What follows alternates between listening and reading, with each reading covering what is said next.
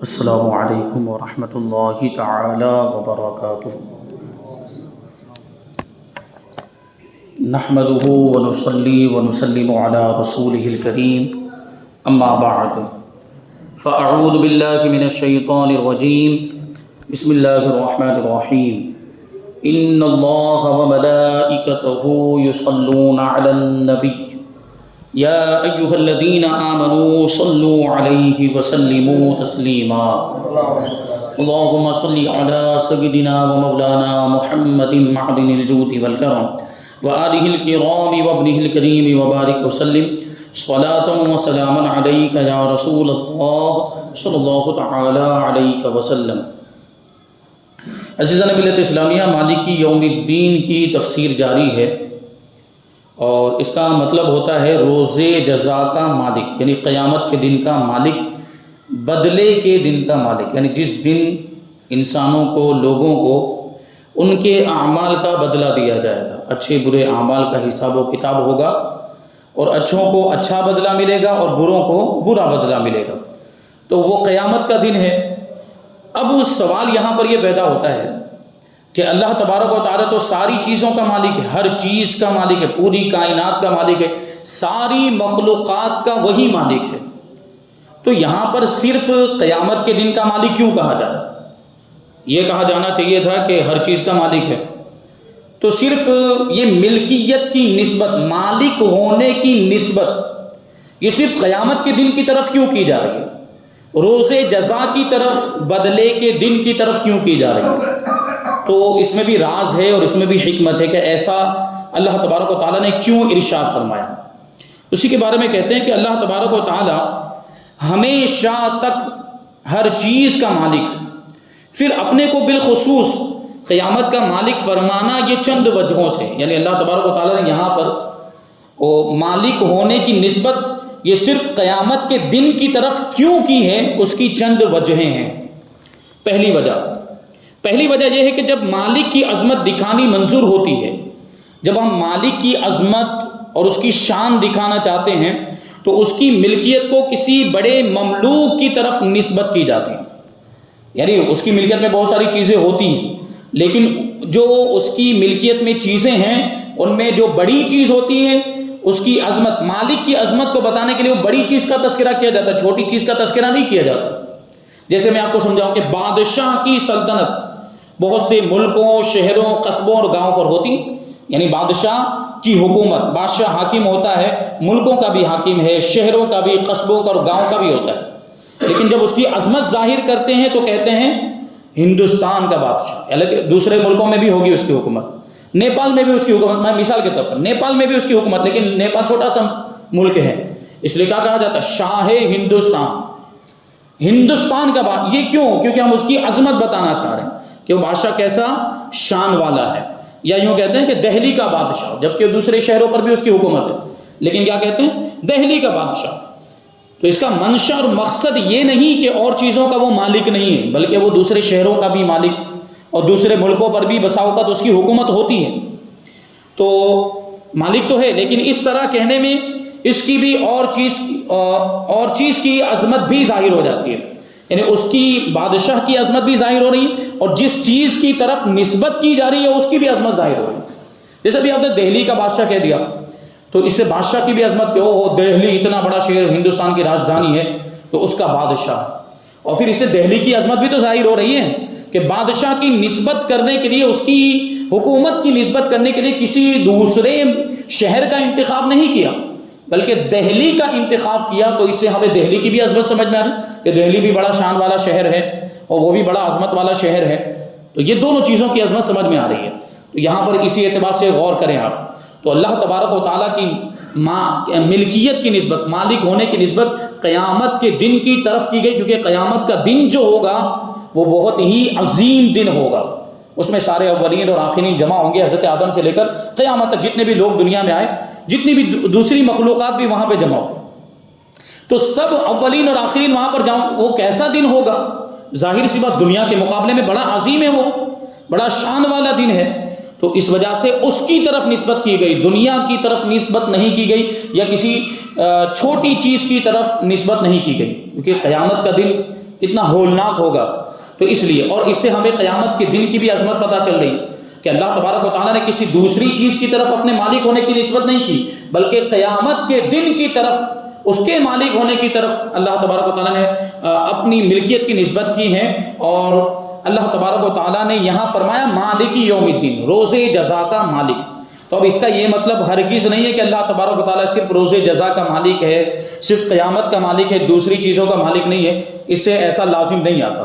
اور بہت مرتبہ ایسا انسانوں میں بھی ہوتا ہے، ہمارے آپ کی گفتگو میں بھی، کہ یہ جیسے کہہ دیا جاتا ہے کہ یہ فلاں شخص، مثال کے طور پر زید، یہ موٹر سائیکل کا مالک ہے، یعنی بائک کا مالک ہے. اس کا مطلب یہ نہیں ہوتا کہ وہ صرف بائک ہی کا مالک ہے، دوسری کسی چیز کا مالک نہیں ہے. یہ تو ہم بات میں سمجھتے ہیں. ہم نے یہ کہہ دیا کہ اس بائک کا مالک زید ہے، اس کا مطلب یہ نہیں کہ زید کی ملکیت میں صرف یہی بائک ہے، دوسری کوئی چیز ہے ہی نہیں. اور بھی بہت ساری چیزوں کا مالک ہوگا، اس کے پاس روپیہ پیسہ بھی ہوگا، اس کے پاس ہو سکتا ہے سائیکل بھی ہو سکتا ہے 4 ویلر بھی ہو، رکشہ بھی ہو سکتا ہے، تو دوسری چیزیں بھی. تو اللہ تبارک و تعالیٰ مالک کل ہے، ساری چیزوں کا مالک ہے. لیکن یہاں قیامت کے دن کی اہمیت کے پیش نظر، اس کی عظمت کے پیش نظر، اللہ تبارک و تعالیٰ کی کیونکہ بہت بڑی ملکیت میں یہ سب سے بڑی چیز کہی جا سکتی ہے قیامت کا دن جو ہے، اس لیے اس کی طرف اللہ کے مالک ہونے کی نسبت کی گئی. تو اسی لیے اللہ تبارک و تعالیٰ کو رب کعبہ اور رب محمد کے نام سے بھی یاد کیا جاتا ہے. یعنی اللہ تعالیٰ رب تو ساری چیزوں کا ہے، پوری کائنات کا رب ہے، پوری کائنات کو پالنے والا ہے، ساری دنیا کی ساری مخلوقات کو اللہ تبارک و تعالیٰ پالنے والا ہے. لیکن ہم کیا بولتے ہیں؟ رب کعبہ کی قسم. جب قسم کھانی ہوتی ہے رب کعبہ کی قسم، تو اس کا یہ مطلب نہیں کہ اللہ تعالیٰ صرف کعبے کا رب ہے، دوسری چیزوں کا رب نہیں ہے. نہیں، اس کی عظمت کو ظاہر کرنے کے لیے. اور اسی طریقے سے ہم کہتے ہیں رب محمد کی قسم، محمد صلی اللہ علیہ وسلم. تو دوسری چیزوں کا بھی اللہ تبارک و تعالیٰ رب ہے، لیکن اس کی مخلوقات میں سب سے عظیم اگر کوئی مخلوق ہے تو ہمارے آقا حضور رحمت عالم صلی اللہ علیہ وسلم کی ذات ہے، اس لیے ادھر نسبت کی جاتی ہے. تو یہ عظمت ظاہر کرنے کے لیے ہوتا ہے کبھی کبھی. ایک وجہ ہو گیا، ابھی دوسری وجہ بتاتے ہیں. دوسری وجہ یہ ہے اس لیے کہ دنیا میں بظاہر اور بھی عارضی مالک ہیں. دنیا کے اندر عارضی مالک، جیسے ہم اور آپ کسی نہ کسی چیز کے مالک ہیں، لیکن ہماری جو ملکیت ہے یہ عارضی، ٹیمپرری، یعنی ابھی ہے ختم ہو جائے. مر گئے تو ختم ہی ہونی ہے، بہرحال مرنے سے تو ختم ہونی ہے تو فکس ہے. لیکن کبھی کبھی دنیا میں زندہ رہتے ہوئے بھی ملکیت ختم ہو جاتی ہے. کبھی جیسے ہم مالک تھے لیکن ہم نے وہ چیز بیچ دی، اب مالک رہے. ہم مالک تھے، کسی کو تحفے میں دے دی، اب ہم مالک رہے. تو ہماری جو بھی ملکیت ہے، چاہے اگرچہ ہم 100 سال تک زندہ رہیں، اور ہو سکتا ہے کہ 100 سال تک ہم اپنی ملکیت والی چیز کسی کو نہ بھی دیں، تب بھی 100 سال کے بعد جب ہم مریں گے تو ملکیت تو ختم ہونی ہی ہوگی. تو ہماری جو بھی ملکیت، جس بھی چیز کے ہم مالک بنیں گے وہ عارضی ہوگی، ٹیمپرری ہوگی، یعنی مستقل نہیں ہوگی، پرماننٹ نہیں ہوگی. تو کہا جاتا ہے کہ ہندوستان کا مالک فلاں ہے، جاپان کا بادشاہ فلاں ہے، اور یہ گھر فلاں کا ہے، یہ سب باتیں کہی جاتی ہیں. لیکن قیامت کا دن وہ دن ہوگا جب کہ کوئی بھی کسی چیز کا ظاہری مالک بھی نہیں ہوگا. دنیا میں تو ظاہری مالک ہو جاتے ہیں، دنیا میں تو عارضی طور پر ہماری ملکیت میں کوئی چیز ہوتی ہے، لیکن جب قیامت کا دن آئے گا، روز جزا آئے گا، حساب و کتاب کا دن، اس وقت کوئی بھی کسی بھی چیز کا عارضی مالک بھی نہیں ہوگا، کوئی اختیار نہیں ہوگا، کسی کی کوئی ملکیت نہیں ہوگی. اس دن صرف اور صرف ایک ہی بادشاہ ہوگا، ایک ہی مالک ہوگا، اور وہ پروردگار عالم ہوگا. تو اللہ تعالیٰ ارشاد فرماتا ہے لمن الملک اليوم، آج کس کی بادشاہت ہے، آج کس کی ملکیت ہے، آج کس کا ملک ہے؟ جواب یہی ہے کہ وہ اللہ تبارک و تعالیٰ کی ہی بادشاہ. دنیا میں عارضی طور پر بادشاہ رہے ہوں گے، لیکن وہاں کوئی بادشاہ نہیں ہوگا، وہاں صرف پروردگار بادشاہ اور وہی مالک ہوگا. اس وجہ سے بھی نسبت کر دی گئی.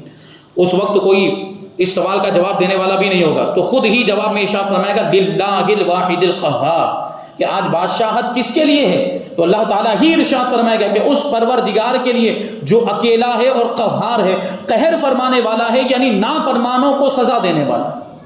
تو یہ اس دن کی اہمیت، اور وہ ایسا عظیم دن ہوگا. یہ 2 وجہ ہو گئی. اور تیسری وجہ اس لیے کہ بڑے مالک کی طرف نسبت کرنے سے اس چیز کی عزت ظاہر ہوتی ہے. کبھی ایسا بھی ہوتا ہے کہ اس چیز کی عظمت بتانی ہوتی ہے تو اس کو کسی بڑے مالک کی طرف منسوب کر دیا جاتا ہے، تو اس چیز کی عزت میں اور اضافہ ہو جاتا ہے. کہا جاتا ہے کہ بادشاہ کا محل ہے، یہ محل جو ہے یہ بادشاہ کا محل. کیوں؟ کیونکہ اس کی اہمیت بتانا چاہ رہے ہیں ہم. یہ محل کوئی معمولی محل نہیں، یہ تو بادشاہ کا محل ہے۔ تو یہاں ہم نے اس محل کی اہمیت کو بتانے کے لیے اس کی نسبت بادشاہ کی طرف کی۔ اس قاعدے سے، اس نسبت سے قیامت کے دن کی عظمت اور ہیبت ظاہر ہو رہی ہے، یعنی قیامت کے دن کی نسبت اللہ تبارک و تعالیٰ کی طرف کی جا رہی ہے، اس سے اس کی ہیبت بتانا مقصود ہے اور اس دن کی اہمیت بتانا مقصود ہے کہ وہ خدا کا دن ہے، اللہ تبارک و تعالیٰ اسی دن کا مالک ہے۔ اسی لیے سب کے دل میں اس دن کی ہیبت ہے کہ اس دن ہمیں اپنے اعمال کا حساب دینا ہے، تو ہیبت ہے، ٹھیک۔ اسی دن کی ہیبت لوگوں سے نیک کام کراتی ہے اور برے کاموں سے بچاتی ہے۔ یہی تو ایک تصور ہے کہ قیامت کے دن جواب دینا ہے، قیامت کے دن حساب و کتاب ہوگا، اور اسی تصور کی وجہ سے اللہ کی بارگاہ میں حاضر ہونا ہے تو ہم نیک کام کرتے ہیں، گناہوں سے بچتے ہیں کہ وہاں کیا جواب دیں گے۔ اگر گناہ کا کام کیا، اگر کوئی غلط کام کیا، یا جو فرائض ہیں وہ ادا نہیں کیے، واجبات اگر ادا نہیں کیے، جو ضروری چیزیں ہیں وہ ان پر ہم نے عمل نہیں کیا، تو اللہ کی بارگاہ میں قیامت کے دن، قیامت کے میدان میں ہم کیا جواب دیں گے؟ یہ وہی تو دن ہے اور یہ اس دن کی ہیبت ہے، تبھی یہ ہمارے ذہنوں میں تصور ہے۔ یہ ایک نقطہ یہاں پر بیان ہوا۔ ابھی دوسرا نقطہ یہاں سے بیان کرتے ہیں۔ آریوں کا عقیدہ، وہ کہتے ہیں کہ دنیا ہی میں عمل اور جزا دونوں کا معاملہ ہو جائے گا، یعنی یہ دنیا عمل کی بھی جگہ ہے اور بدلے کی بھی جگہ ہے۔ ہمارا عقیدہ کیا ہے؟ مسلمانوں کا عقیدہ یہ ہے کہ یہ دنیا جو ہے یہ عمل کی جگہ ہے، یہاں پہ اچھا برا جو بھی عمل کرنا ہے وہ کر لیں، اور اس کا بدلہ ہمیں قیامت کے دن ملے گا، یعنی قیامت کا دن جو ہے وہ بدلے کا دن ہے۔ جبکہ آریوں کا عقیدہ یہ ہے کہ دنیا ہی میں عمل بھی کرنا ہے اور دنیا ہی میں اس عمل کا بدلہ بھی مل جاتا ہے، ان کا کہنا یہ ہے، اور یہ عقیدہ سراسر اسلام کے خلاف ہے۔ آریہ لوگ کہتے ہیں کہ جو انسان برے کام کرتا ہے وہ مرنے کے بعد بری جون میں آتا ہے۔ جون مطلب جسم، وہ میں اس سے پہلے والے درس میں نے اشارہ کیا تھا کہ ان لوگوں کا وہ 7 جنموں کا عقیدہ ہے، ایک جنم کے بعد دوسرا جنم ہوتا ہے۔ یہ عقیدہ قرآن و حدیث کے خلاف، اگر کوئی یہ عقیدہ رکھے وہ کافر ہو جائے گا۔ 7 جنم والا اگر کوئی عقیدہ رکھے کافر ہو جائے گا۔ قرآن و حدیث سے یہی بات ثابت ہے کہ انسان ایک مرتبہ پیدا ہوتا ہے، ایک مرتبہ مر جاتا ہے، وہ قبر میں چلا جاتا ہے، عالم برزخ میں چلا جاتا ہے، اب وہ سیدھا وہ قیامت کے دن اٹھایا جائے گا زندہ کر کے، اس کا کوئی دوسرا تیسرا چوتھا جنم نہیں ہونا، یہ ایک ہی زندگی، اور اسی زندگی میں جو کچھ بھی کیا ہوگا اس کا حساب و کتاب قیامت کے دن ہوگا۔ یہ اسلام کا، اسلامی عقیدہ، مسلمانوں کا عقیدہ یہ ہے۔ تو وہ لوگ کیا کہتے ہیں کہ مرنے کے بعد جو برا انسان ہوتا ہے، جس نے برے کام کیے ہوتے ہیں، وہ بری جون میں آتا ہے، دوسری مرتبہ بری جون۔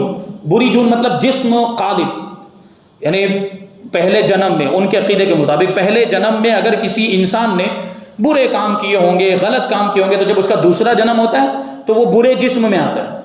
برے جسم، جیسے نہیں ان لوگوں کا عقیدہ کہ اگر پچھلے جنم میں غلط کام کیے ہوں گے تو اس جنم میں وہ کتا بن کے آئے گا یا اس طرح کا کوئی ذلیل جانور بن کر آئے گا، یہ لوگ اس طرح کہتے ہیں۔ اور اچھے کام کرنے والا اچھی جون میں آتا ہے، یعنی اچھے جسم میں آتا ہے، دوسری مرتبہ جب اس کا جنم ہوتا ہے تو اس کو اچھا جسم ملتا ہے۔ تو جس قدر جانور وغیرہ بھی ہیں، یہ پہلے انسان ہی تھے ان کے عقیدے کے مطابق، کتا ہو، بلی ہو، سور ہو، یہ گھوڑا گدھا، یہ سارے پہلے انسان تھے، انہوں نے کچھ غلط کام کیا ہوگا پہلے جنم میں، ان کے عقیدے کے مطابق کوئی برا کام کیا ہوگا تو ابھی کتے بن گئے یا جانور بن گئے یا جو بھی بن گئے، یہ ان کا عقیدہ ہے۔ اچھا، اب ان کے عقیدے میں کتنی خرابیاں ہیں بھی آپ اس کو ثابت کریں گے۔ کہتے ہیں لیکن یہ بد عملی کی وجہ سے ان جونوں میں آئے، یعنی پہلے برے تھے، برا عمل کیا، اس وجہ سے ان کو یہ برے جسم ملے۔ تو ان کے نزدیک دنیا عمل اور جزا دونوں کی جگہ ہے۔ مطلب کیا ہوا کہ پہلے جنم میں انہوں نے غلط کام کیا تھا تو اسی دنیا میں ان کو بدلہ مل گیا، یعنی جانور بن کے آئے، پھر وہ کتا بن کے آئے، خنزیر بن کے، گھوڑا گدھا بن کے آئے۔ لیکن مسلمانوں کا عقیدہ یہ ہے کہ دنیا فقط عمل کی جگہ ہے، یہاں جزا اور بدلہ نہیں، اور آخرت فقط جزا اور بدلے کی جگہ ہے، وہاں عمل نہیں۔ وہاں اگر جانے کے بعد میدان محشر میں قیامت میں کوئی کہے کہ مجھے پھر سے موقع مل جائے تو میں جا کے خوب نماز پڑھ لوں، مجھے پھر سے دنیا میں بھیج دیا جائے تو خوب روزے رکھ لوں، خوب نیک کام کر لوں، موقع نہیں ملے گا۔ اب جو عمل کی جو جگہ تھی اس کا معاملہ ختم ہو گیا، آخرت میں میدان محشر میں جب پہنچ جائیں گے اب وہاں کوئی عمل نہیں، جو عمل دنیا میں کیے ہوں گے اس کا بدلہ وہاں ملے گا، وہاں عمل نہیں۔ اگرچہ بعض کام ایسے بھی ہیں، دیکھیں غور کرنے کی بات، ابھی جو بات کہی، ہمارا عقیدہ تو بنیادی طور پر یہی ہے کہ دنیا دار العمل ہے اور آخرت دار الجزا ہے، یعنی دنیا میں جو کچھ بھی ہم نے کیا ہوگا اس کا بدلہ ہمیں آخرت میں ملے گا۔ لیکن کچھ کام ایسے بھی ہوتے ہیں کہ جن کا کچھ نہ کچھ نتیجہ اور کچھ نہ کچھ فائدہ یا نقصان دنیا میں بھی ظاہر ہو جاتا ہے۔ اب اس کا یہ مطلب نہیں کہ آخرت میں اب کچھ نہیں ملے گا. جیسے ابھی مثال دیں گے, جیسے ماں باپ کی اطاعت کرنے والا دنیا میں خوشحال رہتا ہے, ماں باپ کی فرما برداری کرنے والا, ماں باپ کو راضی رکھنے والا, ماں باپ کی خدمت کرنے والا دنیا میں اچھی حالت میں رہتا ہے, خوشحال رہتا ہے. اللہ تبارک و تعالیٰ ماں باپ کی خدمت اور اطاعت کا بدلہ اس کو دنیا میں ہی دے دیتا ہے. تو یہ ایک چیز. اب اس کا یہ مطلب نہیں ہوتا کہ اس کو دنیا میں خوشحالی مل گئی تو اب آخرت میں اس کا بدلہ نہیں ملے گا. نہیں, آخرت میں بھی ملے گا, اور آخرت میں اس سے زیادہ ملے گا. تو یہ کچھ عمل ایسے ہوتے ہیں. اور یہی چیز اگر اس کا برعکس دیکھ لیں کہ وہ ماں باپ کی اگر کوئی نافرمانی کرتا ہے, ماں باپ کا کہا نہیں مانتا ہے, ماں باپ کی اطاعت نہیں کرتا, تو وہ برے حالات بھی دیکھتا ہے, اس کا وہ نقصان بھی اٹھاتا ہے. اور یہ چیز ہم نے تجربہ کی ہے, اور آپ نے بھی دیکھا ہوگا کہ جو اپنے ماں باپ کے ساتھ جیسا سلوک کرتا ہے اس کی اولاد اس کے ساتھ ویسا ہی سلوک کرتی ہے. یہ دنیا کا رول ہے, ہم دیکھ رہے ہیں ہماری نگاہوں کے سامنے.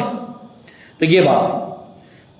کہتے ہیں کہ جتنے ماں باپ کے ساتھ اطاعت کی ہوگی تو وہ دنیا میں خوشحال رہتا ہے, اور ان کے ساتھ بدسلوکی کرنے والا دنیا میں ذلیل و خوار ہوتا ہے. ماں باپ کے ساتھ اگر کسی نے برا برتاؤ کیا ہوگا تو اس کا نقصان اس کو یہیں پر ملتا ہے. لیکن یہ خوشحالی یا ذلت یا رسوائی یہ اس کی جزا نہیں ہوگی. یہ تو ایسا ہے جیسے سرکاری نوکر کے لیے بھتہ, سرکاری نوکری کرنے والے جو ہوتے ہیں ان کو ایک تنخواہ تو ملتی ہے, ان کو تنخواہ کے ساتھ ساتھ کبھی کبھی ان کو کوئی ایکسٹرا رقم بھی دے دی, جیسے بونس دے دیا جاتا ہے ان کو. یا کبھی ہنگامی حالات پیدا ہو جاتے ہیں, ایمرجنسی کے حالت, یا کوئی مصیبت آ گئی, کوئی گھر میں بیمار ہو گیا, تو اس کو ایکسٹرا کچھ رقم دے دی جاتی ہے. سرکاری نوکروں کو, سرکاری نوکری کرنے والوں کو اس کو بھتہ کہا جاتا ہے. یا مجرم کے لیے جیل سے پیشتر حوالات, یعنی جرم ابھی ثابت نہیں ہو, ابھی کارروائی چلے گی کورٹ میں, لیکن پہلے ہی سے مجرم کو لے جا کر کہاں ڈال دیتے ہیں, حوالات میں ڈال دیتے ہیں. یعنی وہ پولیس تھانے کے اندر جو عارضی طور پر جو جیل ہوتی ہے اس کو حوالات کہتے ہیں, جبکہ مستقل جو جیل ہوتی ہے وہ کہیں اور ہوتی ہے. جب اس کا جرم ثابت ہو جاتا ہے اس کے بعد عدالت میں جب فیصلہ ہو جاتا ہے کہ اس کو یہ فیصلہ, اس کی یہ سزا, عمر قید کی سزا, تو اس کو پھر اصل جیل میں لے کر جاتے ہیں. تو یہ جو اس کو جو ابھی جو سزا مل رہی ہے اس کی عارضی سزا ہے, جو اصل سزا ہے وہ تو فیصلہ ہونے کے بعد ملے گی اس کو. تو ایسے ہی یہاں پر دنیا کے اندر کبھی کوئی فائدہ مل جاتا ہے, کسی عمل کا کبھی کوئی نقصان ہو جاتا ہے, تو یہ عارضی طور پر ہے. اصل اس کا جو بدلہ ہے اچھا یا برا وہ تو آخرت میں ہی ملنا ہے. تو کہتے ہیں کہ مجرم کے لیے جیل سے پیشتر حوالات, یہ بھتہ یہ تنخواہ کا حصہ نہیں, یعنی سرکاری نوکری والے کو جو بھتہ ملتا ہے وہ اس کی تنخواہ اور سیلری کا حصہ نہیں ہے. اور یہ حوالت اس کے جرم کی سزا نہیں ہے, وہ تو ابھی رکھا ہوا ہے اس کو عارضی طور پر کہ ابھی فیصلہ ہونا باقی, جب فیصلہ ہوگا تو اس کی اصل سزا اس کو سنائی جائے گی. سزا تو مقدمے کے بعد شروع ہوگی. آریوں کا یہ عقیدہ بالکل خلاف عقل ہے, عقل کے بھی خلاف ہے. کیسے, اس کو سمجھاتے ہیں. اولاً تو اس لیے کہ جب دوسری جون میں پہنچ کر پہلی جون کا آرام یا تکلیف وہی, یا دیکھیں پہلی جون کا آرام یا تکلیف وہی رہا ہی نہیں. ٹھیک ہے, جو پہلے انسان بن کے آیا تھا اب جانور بن کے آیا ہے, تو اس کو تو یاد ہی نہیں رہا کہ پہلے کون سے جسم میں تھا, پہلے کیا تکلیف یاد ہوتا ہے. یہ ان کے عقیدے کے مطابق بھی, ان کے عقیدے کے مطابق ابھی وہ کسی جانور کو جا کے پوچھ سکتے ہیں وہ لوگ کہ بھائی تو پہلے کیا تھا, تو پہلے انسان تھا تو تو نے کیا عمل کیا کہ تو کتا بن گیا ہے یا تو بکری بن گیا, پوچھ سکتے ہیں. ابھی مان لو کہ کوئی انسان ہی بن کے آیا ان کے عقیدے کے مطابق. اگر کوئی انسان چلو پہلے بری حالت میں تھا اب اچھی حالت میں آ گیا, یا پہلے اچھی حالت میں ہوگا یا بری حالت میں آ گیا, تو اس کو پتا ہوگا کہ وہ پہلے کون سی حالت میں تھا؟ کوئی نہیں بتا سکتا, کوئی انسان نہیں بتا سکتا. تو پہلی جون میں سے ابھی دوسری جون میں, پہلے جسم میں سے دوسرے جسم میں آ گیا, تو پہلے جسم کو جو آرام ملا تھا یا پہلے جسم کو جو تکلیف ہوئی تھی یہ اس کو یاد ہی نہیں ہے, اس کو یاد ہی نہیں ہوتا. تو اس کو اپنے گزشتہ اعمال کا احساس ہی کیا ہوگا؟ یہ اگر آپ کہہ رہے ہیں کہ یہ سزا کے طور پر ہوگا, تو سزا کب مؤثر ہوتی ہے, سزا اور عذاب کب اثر ڈالتی ہے؟ جب پہلے اس کے اعمال اس کو پتا ہو. جیسے ہمارے اعمال اچھے برے یہ قیامت کے دن ہمارے سامنے رکھ دیے جائیں گے, فرشتوں نے سب لکھا ہے, ایک ایک عمل ہمارا لکھا ہوا ہے تو ہمارے سامنے. اب اس کی سزا ملے گی تو ہمیں احساس ہوگا کہ ہم نے ایسا کیا تو یہ ہمیں سزا ملی, یا اگر اچھا عمل کیا ہوگا تو خوش بھی ہوں گے, اوہ اچھا عمل کیا تو یہ ہمیں نعمت مل گئی, ہم جنت کے مستحق ہو گئے. بہرحال تو ہمیں پتا ہوگا قیامت کے دن, لیکن یہ یہاں پر کون بتا سکتا ہے؟ یہاں کوئی انسان اپنے اگلے جنم کے بارے میں, پچھلے جنم کے بارے میں کچھ نہیں بتا سکتا. اور تکلیف اور غم محسوس کیسے ہوگا جب اس کو پتہ ہی نہیں ہے؟ مثلا ایک شخص آج فقیر بے نوا ہے, مثال کے طور پر بالکل محتاج, آج ایک انسان ہے جو بالکل محتاج ہے, تو ان کے قاعدے کے مطابق پہلے وہ کسی اچھی حالت میں رہا ہوگا, یعنی پہلے اس نے اچھی زندگی گزاری, تبھی تو آپ فقیر بنائے وہ, یعنی وہ الٹا کرتے ہیں نا اس کا. لیکن اپنی بدعملی کے باعث اب وہ فقیر بن گیا ہے, اس کو فقیر بنا کر بھیجا گیا ہے. جب اسے یاد ہی نہ رہا کہ پہلے وہ کیا تھا اور اس وقت میں اس نے کیا کیا تھا اور کیسی زندگی گزار رہا تھا، اور یہ اس کو جو ابھی فقیر بنا دیا گیا ہے، محتاج بنا گیا، یہ اس کے پچھلے جنم کے کون سے عمل کی سزا اس کو معلوم ہی نہیں ہے، تو اب وہ فقیر ہے یا محتاج ہے تو اس کو اس کی تکلیف کا احساس ہوگا؟ وہ تو اسی میں خوش ہے۔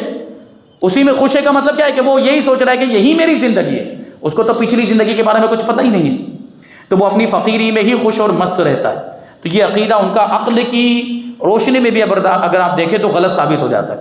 اور دوسری وجہ ان کے عقیدے کے غلط ہونے کی یہ ہے کہ اگر یہ عقیدہ صحیح ہوتا تو دنیا کے جانداروں کی تعداد میں وزن قائم رہتا، یعنی جانور ایک ہی تعداد میں رہنے چاہیے تھے، جبکہ ابھی ہم کیا دیکھ رہے ہیں، جانور دن بدن بڑھتے جا رہے ہیں، یعنی ان کے حساب سے پہلے انسان تھا، ابھی جانور بنا ہے، اور ابھی جو جانور ہوگا پھر انسان بنے گا، تو جانور ایک ہی تعداد میں رہنے چاہیے، بیلنس رہنا چاہیے اس میں، یعنی اگر انسان بڑھتے تو دوسرے جانور گھٹ جاتے، انسانوں کی تعداد اگر بڑھتی تو جانوروں کو گھٹ جانا چاہیے، اور دوسرے اگر جانور بڑھتے تو پھر انسانوں کو گھٹ جانا چاہیے تھا، کیونکہ اول سے آخر تک روحوں کی تعداد ایک ہی ہے، روحیں پہلے سے پیدا ہو چکی ہیں، تو جب روحوں کی تعداد ایک ہی ہے اور ایک ہی روح پہلے انسان کے جسم میں تھی، اب جانور کے جسم میں آ گئی، اور ابھی جانور کے جسم میں اور آگے جا کے ان کے عقیدے کے مطابق کسی انسان کے جسم میں جائے گی، تو روحوں کی تعداد تو اتنی ہے، تو جانوروں کی تعداد بھی اتنی ہی رہنی چاہیے، انسانوں کی تعداد بھی اتنی گھٹنی بڑھنی نہیں چاہیے۔ وہی مختلف جسموں میں گھومتی پھر رہی ہے روح، لیکن تجربہ بتا رہا ہے کہ دن بدن ہر جاندار میں زیادتی ہو رہی ہے، انسانوں کی تعداد بھی بڑھ رہی ہے تو جانوروں کی تعداد بھی بڑھ رہی ہے، تو اسی سے ان کے عقیدے کا غلط ہونا ثابت ہو جاتا ہے۔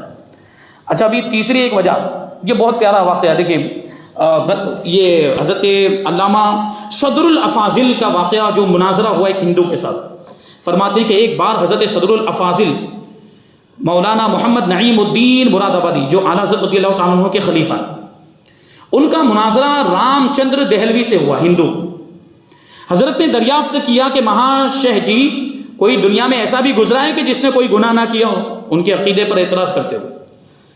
تو حضرت صدر الافاضل نے اس ہندو رام چندر سے پوچھا کہ کیا دنیا میں کوئی ایسا گزرا ہے کہ جس نے کوئی گناہ نہ کیا؟ تو کہنے لگا لاکھوں ایسے گزرے ہیں، سب سے بڑے تو رشی منی گزرے ہیں جن پر وید آئے، ان کے جو وہ بڑے بزرگ جو مانتے ہیں وہ لوگ، اور جو وید جو ان کی مذہبی کتاب ہے، جو وہ یہ مانتے ہیں کہ یہ مذہبی کتاب ان کی، یہ جو ان کے پرانے رشی منی جو تھے سنت ٹائپ کے لوگ، ان کے اوپر یہ کتابیں آئی، تو وہ بے گناہ تھے ان کے حساب سے، ان کے عقیدے کے حساب سے وہ کیا کہتے ہیں، انہوں نے کوئی گناہ نہیں کیا۔ اچھا، اب حضرت نے دیکھے اس پر اعتراض کیا، حضرت نے فرمایا کہ ایسے بے گناہ انسان کو کس جون میں جانا چاہیے، یعنی اگر اس کا اگلا جنم ہوتا ہے تو اس کو کون سے جسم میں آنا چاہیے؟ ظاہر سی بات، اس نے اتنے اچھے عمل کیے ہیں تو دوسرے جنم میں اگر اس کو اچھا بدلہ ملے گا تو جسم ویسا ہی ہونا چاہیے، اچھا جسم ہونا چاہیے، تو ان کو تو ایسے جون میں جانا چاہیے کہ جہاں ہر طرح کی راحت اور آرام ہو۔ تو اس نے جواب دیا، وہ ہندو نے، رام چندر نے جواب دیا کہ بے شک ایسا جسم ملنا چاہیے ان کو۔ تو حضرت نے فرمایا بتاؤ کہ وہ جون کون سی ہے، یعنی اگر کوئی رشی منی دوسرے جنم میں اگر ایسے جسم میں جائے کہ جہاں راحت و آرام ہو تو وہ کون سا جسم ہونا چاہیے؟ تو اس نے کیا جواب دیا؟ اس نے کہا کہ ایسے لوگوں کو بادشاہ بن کر آنا چاہیے، ایسے لوگوں کو بادشاہ بن کر آتے ہیں۔ ارے ابھی ظاہری طور پہ تو آپ کو بات سمجھ میں آ رہی ہوگی کہ بادشاہ تو بہت آرام میں ہوتا ہے، بادشاہ تو بہت راحت میں ہوتا ہے، لیکن دیکھیے علماء کی نظر کہاں جاتی ہے؟ اس نے کہہ تو دیا کہ ایسے لوگ بادشاہ کے جسم میں آتے ہیں، اگلے جنم میں بادشاہ بن کر آتے ہیں۔ تو حضرت نے فرمایا کہ بادشاہ سے بڑھ کر تو دنیا میں کوئی مصیبت میں ہوتا ہی نہیں۔ بادشاہ اگرچہ ہم کو لگ رہا ہے کہ وہ اتنا بڑا بادشاہ، اس کے پاس کسی چیز کی کمی نہیں، خزانوں کی کمی نہیں، مال و دولت کی کمی نہیں ہے، خادموں کی کمی نہیں ہے، کھانے پینے کی ہر طرح کے سامان موجود ہیں، لیکن بادشاہ کا کیا معاملہ ہوتا ہے؟ سب کو تو فکر نان، لیکن اس کو فکر جہان، یعنی ہم سب کو روٹی کی فکر ہے لیکن اس کو پوری دنیا کی فکر، یعنی اپنی پوری حکومت کی فکر ہوتی ہے اس کو، پوری حکومت کی جہاں تک اس کی حدود جاتی ہے۔ غریب لوگ رات کو آرام سے سو جاتے ہیں، لیکن بادشاہ کا معاملہ یہ ہے کہ وہ فکر سے تارے گن گن کر گزارتا ہے، ٹینشن اتنا ہوتا ہے۔ جیسے ابھی امیروں کے معاملات ہیں، وہ جو بہت زیادہ مالدار ہے وہ ٹینشن میں، ان کو رات کو نیند نہیں آتی، گولیاں لینی پڑتی، نیند کی گولیاں لینی پڑتی۔ تو بادشاہ کی زندگی آرام والی کہاں سے ہوئی، راحت والی ہوئی؟ فرمایا، کہتے ہیں یہ تو بڑا ظلم ہے کہ خدا تعالیٰ ان کو ایسی مصیبت میں ڈالے، یعنی بادشاہ کے اب جسم میں اگر ان کو پیدا کر دے تو یہ تو ان پر ظلم ہو جائے گا کہ پہلے اتنے اچھے تھے، اتنے نیک تھے، اتنے اچھے کام کرنے والے، اب ان کو بادشاہ بنا دیا، یہ تو ان کو مصیبت میں ڈالنا ہو گیا۔ تو وہ مہاشے جی نے فوراً داؤ بدلا اور فوراً بولے کہ وہ تاریک الدنیا سنیاسی بن کر آتے ہیں، یعنی پہلے ریشی منی تھے، اب جب دنیا میں آتے ہیں دوسرے جنم میں تو وہ سنیاسی بن کے آتے ہیں۔ تو فرمایا واہ، ان کی نیکیوں کا یہ بدلہ دیا کہ سر پر ٹوپی بھی نہیں، پاؤں میں جوتا بھی نہیں ہے، تن پہ کپڑا بھی نہیں ہے، بدن پہ لنگوٹ بھی نہیں ہے۔ یہ ایسی ان کی زندگی، یہ کون سی راحت اور آرام والی زندگی ہے؟ تو یہ بھی تکلیف والی زندگی ہے۔ سب تو جاڑوں میں عمدہ لباس پہنے، ٹھنڈی کے موسم میں عمدہ لباس پہنتے ہیں، اور یہ مصیبت کے مارے یہ جو سنیاسی لوگ ہوتے ہیں، دیکھتے ہیں وہ لوٹا لے کر گھومتے رہتے ہیں، وہ یہ سنیاسی مصیبت کے مارے آگ تاپ کے رات کاٹ رہے ہیں، کہ ان کے پاس صحیح لباس بھی نہیں، بس ان کا ایک ہی لباس، وہ بس ایک کپڑا ڈالتے ہیں۔ تو مہاشے جی گھبرا گئے، بہت سے پلٹے کھائے مگر کوئی جون ایسی نہ ملی جو بالکل راحت و آرام کی ہوتی۔ تو حضرت نے فرمایا کہ مہاشے جی اگر ہماری بات مانو تو ہم تمہیں بتائیں۔ وہ کہنے لگے بتاؤ۔ فرمایا کہ ان کو رنڈی بن کر آنا چاہیے۔ اب دیکھیے یہ جواب علماء کرام کے بسا اوقات اس طرح کے جواب ہوتے ہیں، جسم فروش جو عورتیں ہوتی جو جسم بیچتی ہیں، اپنی عزت بیچتی ہیں، ان کو وہ بن کر آنا چاہیے۔ یہ اس کو خاموش کرنے کے لیے حضرت نے جواب دیا کہ دنیا میں یہی تو آرام سے رہتی ہیں، جو جسم بیچنے والی عورتیں ہوتی ہیں یہی آرام سے رہتی، تو ان کو یہ بن کے آنا چاہیے، دن رات نیا لطف اٹھائیں۔ ان کے معاملات دیکھیں آپ رنڈیوں کے، دوسرے کمائیں اور یہ مزے سے کھائیں، ان کو تو فری میں پیسہ مل رہا ہے۔ مہاشے جی گرم ہو گئے اور کہا دیکھیے آپ تو گالیاں دینے لگ گئے، آپ تو گالیوں پر اتر آئے۔ فرمایا کہ یہ تمہارے مذہب کی کمزوری، یہ گالی نہیں ہے، یہ تمہارے مذہب کی کمزوری، تمہارا عقیدہ ہی غلط ہے۔ قرآن کو مان لو، جنت ہی جگہ جزا کی اور بدلے کی جگہ بن سکتی ہے، نہ کہ دنیا۔ جنت سے بہتر اور کون سی جگہ ہو سکتی ہے؟ جنت سے بہتر۔ تو بہرحال یہ بات حضرت سعد الفاضل نے اس کو کہی تو وہ لاجواب ہو گیا، خاموش ہو گیا۔ تو اور بھی ایک جواب اس کا ہے، اور پھر آریوں کا ایک اور اعتراض ہے، انشاءاللہ وہ ساری باتیں ہم آئندہ درس میں شامل کریں گے۔ اللہ تبارک و تعالیٰ کی بارگاہ میں دعا ہے کہ جو کچھ بھی بیان ہوا اس پر ہم سب کو عمل کرنے کی توفیق عطا فرمائے، اور نور قرآن سے ہم سب کے دلوں کو روشن اور منور فرمائے۔ وما علینا الا البلاغ۔ السلام علیکم۔